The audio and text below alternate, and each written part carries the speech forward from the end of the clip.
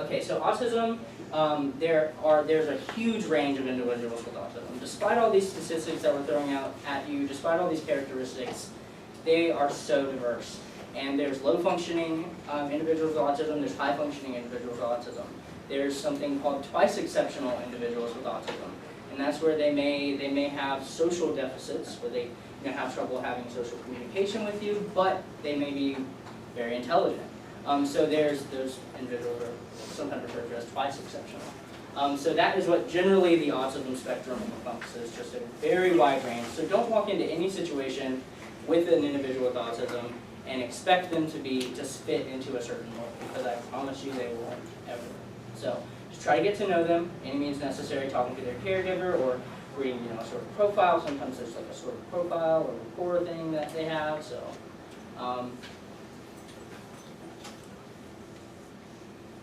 So autism is a neuropsychological developmental condition, but it's also classified as a communication disorder according to the DSM-5.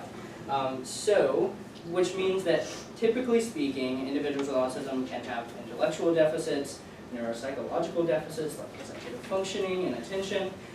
They can have, and they primarily have communication deficits, which is probably the most obvious sort of deficits that they experience. So, however, contrary to popular belief, only 25% of individuals diagnosed with autism are actually nonverbal. So this myth that you're going to see individuals with autism kind of in the corner, not talking, kind of doing their own thing, it's again like largely a myth. A lot of them are very verbal.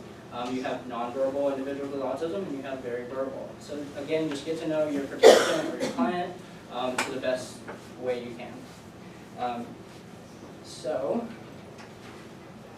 Yeah, again, don't expect your time to be working at the farms when you're working individually with participants to be all just like quiet time, because it's most of the time not going to be regardless. They're going to find ways to engage and interact with you, and you should be doing the same. So,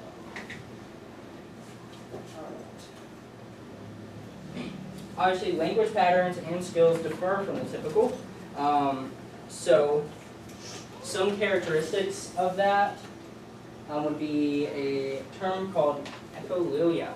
I think I'm pronouncing that right. So it's basically they may imitate language that they hear. So they may, if you're talking to them, they may repeat immediately what you say. And so this is just a way of them kind of trying to process that information and that sensory information. So don't be alarmed. And they might even echo themselves. So they might say something and then repeat it. Or if they're watching a video, they may repeat it, sort of like a script. And this is just called echolalia. So often, individuals with autism attend very well to key terms. So don't make your sentences long, superfluous, and drawn out. It's best to keep them terse and succinct, really. So use key terms, and you'll get a lot better response.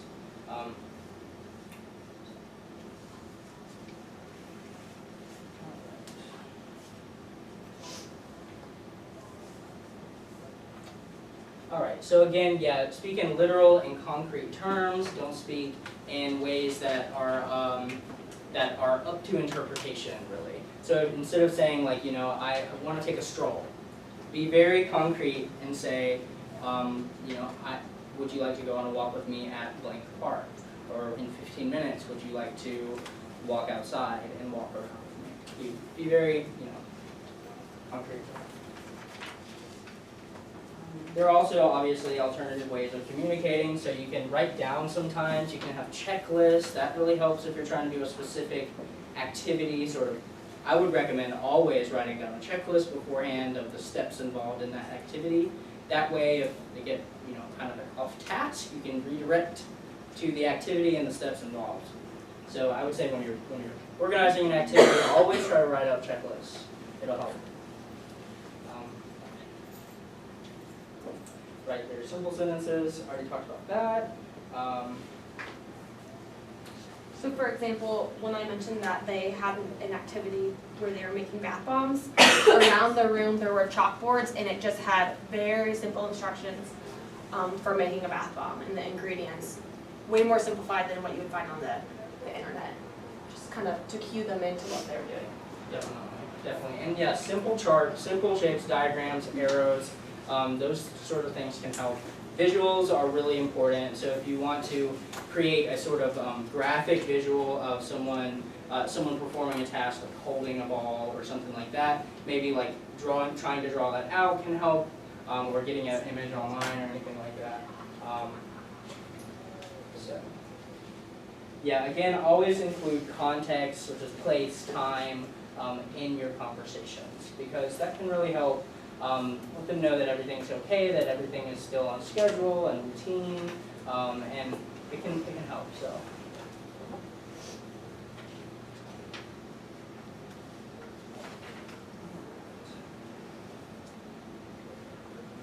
Alright, so some of you may have heard of this, but individuals with autism often lack a perspective taking and the ability to really understand that you are also thinking in an individual way about a certain situation. Does that make sense? Okay. So oftentimes they can appear like one-sided conversations, but oftentimes they are actually processing what you're saying. It's not actually one-sided, so you don't want to think to yourself, oh, they're not hearing me, because they probably are hearing you and understand. But they just might express that in different ways. So eye contact is an interesting thing, because with neurotypicals, we do expect sort of an eye contact always, right? And so when you're doing an activity and an individual with autism isn't making eye contact with you, a lot of people's first instinct is to say, like look at me while I'm doing this task, look at me, and that's just really something that is a neurotypical thing.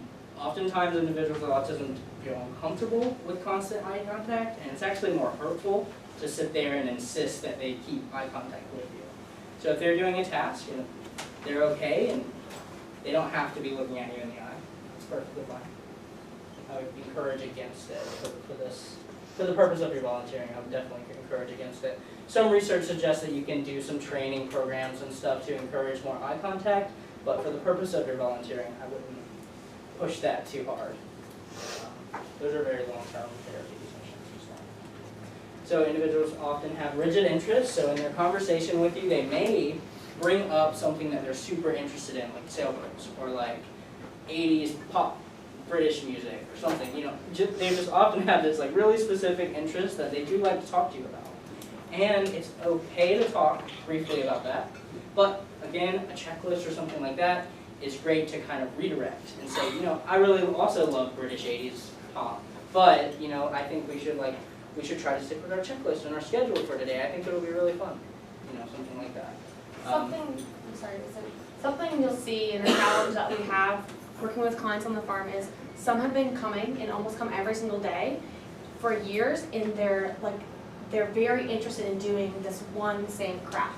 So when we introduce a craft, we usually see some disinterest, pushback. No, I just want to do this. It's what I've been doing, because they're very interested and good at this one craft they've chosen and latched onto. So we're going to go through some scenarios in a little bit about ways to cope with that, but that's a daily thing that you'll encounter. Yeah, simple ways of coping with it would be to try to draw attention verbally, at first, and then if that doesn't work, like simple tapping or something like that, just to kind of draw attention, and immediately providing praise and positive attention for when they do get redirected to the task at hand. So.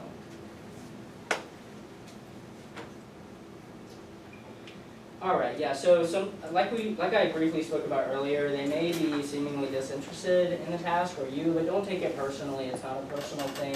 They're likely just experiencing some sensory overload or something like that, or they may, I just don't think you should take it personally in that case. So you'll also see some disconnected or slurred speech, and just try your best to interpret that. It's fine. Yeah, you're not going to fix that with volunteering. So. Yeah, you don't need to necessarily understand everything they're saying. Just keep engaging and understand where they're coming from. Likely when they're trying to talk to you, they're also experiencing a lot of other sensory information that we may be able to block out, but they can't. If a bright light is flashing or something like that, that may be drawing all of their sensory processing. So, it's okay to have that disconnected speech, and you probably will find that a lot in verbal individuals with Alright, so first I wanted to talk about two sort of branches of characteristics, social-emotional characteristics, and attention and processing characteristics. So first, social-emotional. Individuals with autism often experience deficits in the broad domain known as emotional intelligence, and this really encompasses 5 key areas, and that is self-awareness, pretty self-explanatory, self-regulation, so the ability to regulate your emotions and regulate the ways you're feeling about a certain situation, deficits in social skills, like we've been talking about, deficits in empathy, and this also ties into an idea called theory of mind, which we kind of talked a little bit about earlier, and it's the ability to acknowledge that other people process in a different way than you are processing a certain event. They have different feelings, people have different emotions, so individuals with autism often don't understand that barrier, that you may not be thinking the same thing that I'm thinking at a certain time. Does that make sense? Okay. Yeah, and often this is interpreted as, they don't care about me, or they're intentionally looking, they're looking for attention, which is why they may not understand that, but really it's all part of the spectrum. So, all right. So socially and emotionally, they may have some issues making friendships and relationships and being part of the community, which is a big reason why there are so many nonprofit organizations for people with autism. They may have problems, and you may be the first person that has socialized with them in a week or two, outside of their parents and family. So it's really important to remember that they may have some deficits here, but they do enjoy your company. They do enjoy interacting with you. They do enjoy engaging with you. And this is, like I said, maybe one of the only opportunities that they have to do so. All right, and this is something you'll probably see at some point. This probably won't be too extreme, but you'll see self-injury or self-stimulation, which is things like flapping, things like jumping maybe, or just a certain bodily movement that they do repeatedly, and we'll talk more about that later, but this is sort of something that that gets in the way of having a, quote, typical conversation with people, and so again, it's important for you to be very empathetic to that, and say, and just kind of wait for them to get done with what they're doing, whether that be a tantrum or just repetitive motions, and just kind of respect that, and that they are doing it probably for a specific reason. So just remain empathetic about that, and non-judgmental. Okay, so does anyone have any thoughts or myths about their social emotional skills? Or do you have any ideas about what you think they might appear to be in an individual with autism? I think Go ahead. before I knew kind of research about autism and worked with some clients, I thought they are just disinterested. I must be doing something wrong. Like, they don't want to interact with me. They want to be alone, but that's rarely the case. And if it is the case, you'll know. Yeah. Something will happen. You'll know that's the case. So I think that's a common myth that some people have. Thank you.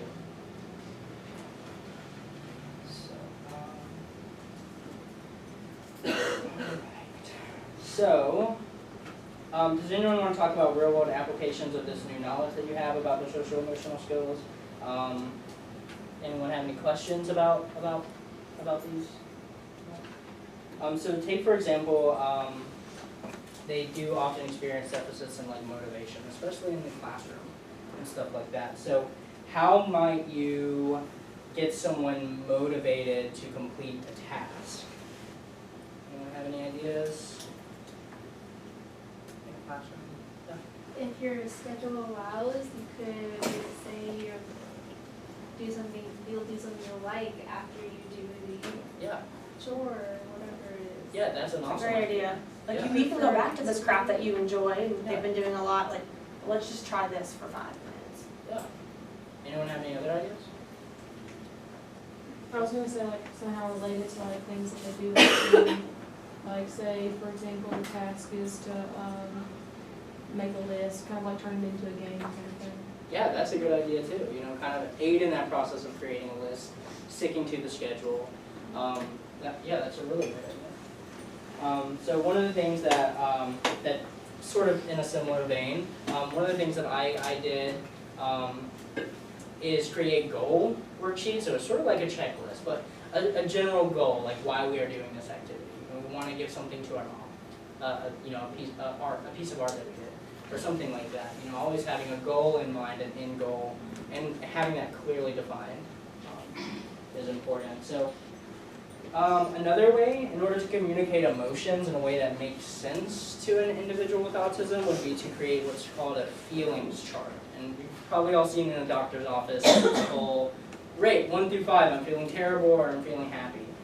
Just a simple smiley can kind of give you a gauge of how they're feeling emotionally. Because they may seem really sad or something, but they may not be. So it's sort of a good gauge of how to tell what kind of emotions they're experiencing. Angry, sad, you could draw like an angry face or draw like a crying face. Those kind of things can help solidify where they are currently and help you understand where they are currently, because they won't be expressing those emotions in a way that you can really see clearly. Okay. The first bit of the second bit of characteristics that I want to talk about were attention and processing. So, what processing means really is taking in information from your senses, from your 5 senses, and processing that and manipulating it in your head. It's generally what the idea of processing is.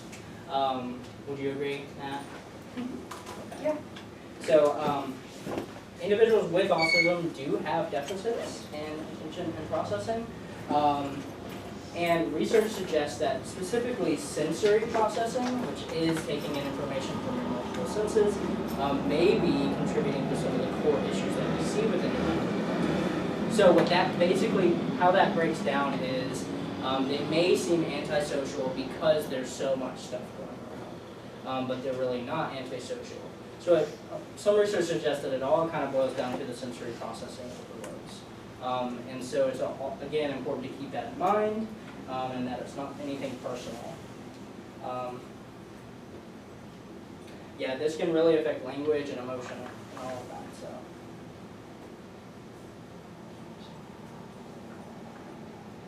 Yeah, the overflow of information to their senses often disrupts their ability to pay attention.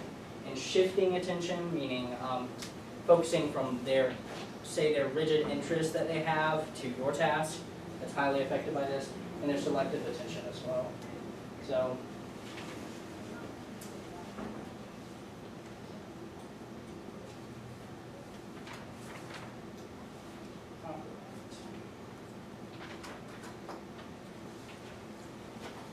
so something that's important to keep in mind is that because of these processing deficits, talking as you do this activity, talking and asking them to do several things at once, is probably not a good idea. Again, take it slow and ask them to do one thing at a time.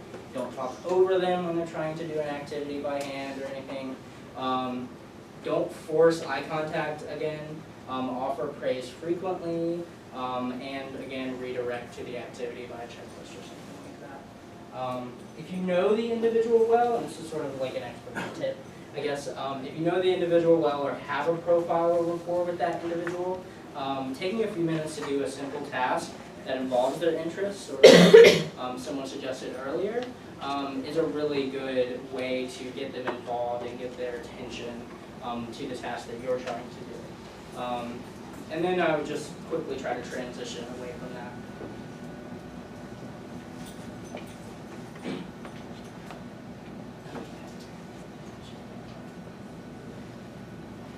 Alright, so repetitive and OCD behaviors. Alright, so this is a common belief is that individuals with autism also have OCD, which is obsessive compulsive disorder. But really, these repetitive behaviors are not synonymous with OCD. They're generally classified as just repetitive behaviors. So I just wanted to kind of smash that myth that they may be even diagnosed with OCD, but just recently you were figuring out that those characteristics are vastly different and they don't actually have the disorder of OCD.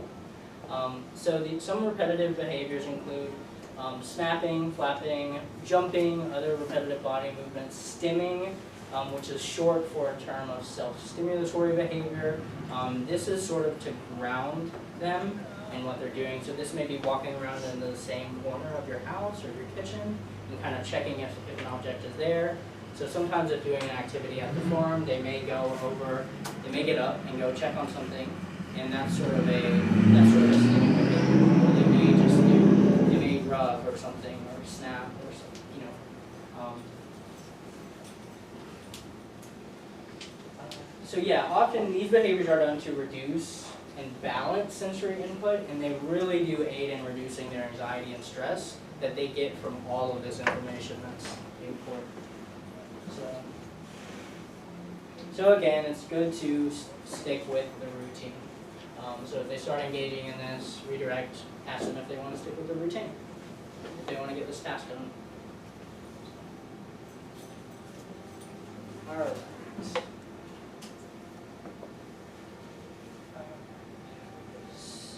So we'll go over what you can do when you encounter this. We're gonna give you some scenarios that involve some of these examples. Yeah, so does anybody have an idea of what you would do if you see someone coughing or engaging in this behavior at the farm? So this is probably going to be something that's been ongoing since very early age, and you're not going to be able to correct something like that. So I would encourage you not to insist, like, stop doing that, it's bothering me, or anything like that. That's not your job of volunteering. So you're going to see that. And I would say to largely ignore what is going on, and again, try to redirect them. Be patient and respectful. Yeah, you'd be surprised at how many people are actually working with individuals with autism do take these things personally, or do try to stop them from doing this and hold their arms or something, and it's just not healthy. So I would recommend not doing that. Yes. Something that I had done before is that if they're doing the behavior because of an anxiety or stress, you can look in the environment to see if anything's really stressing them, and then if applicable, you can like take them somewhere else. Right, like a radio in the side of the room, or like a bright light or something like that. Kind of remove that stimulus. Stop their movement. Yeah, definitely. So kind of seek out in the environment what might be triggering this. Yes? Has there ever been any like situations where like a client is like kind of like gone out of control, like when I like quick moment, like something kind of like freaks them out and so you can't really like calm down or something? Yeah, so you're talking about like a tantrum behavior, or where they're kind of like... Not like just in general. Right, yeah, there's definitely those situations where they may be having like a sensory overload, and they might be like hitting the table or yelling, or in extreme cases, it doesn't happen often, so I wouldn't be worried about it, but they may throw some objects and stuff, just to kind of like ground themselves, because they may be sensory overloaded. And again, you want to look in the environment and see what may be causing that trigger. So you're likely not going to run anything too serious here, because the farms, Erin is experienced with autism, so she's probably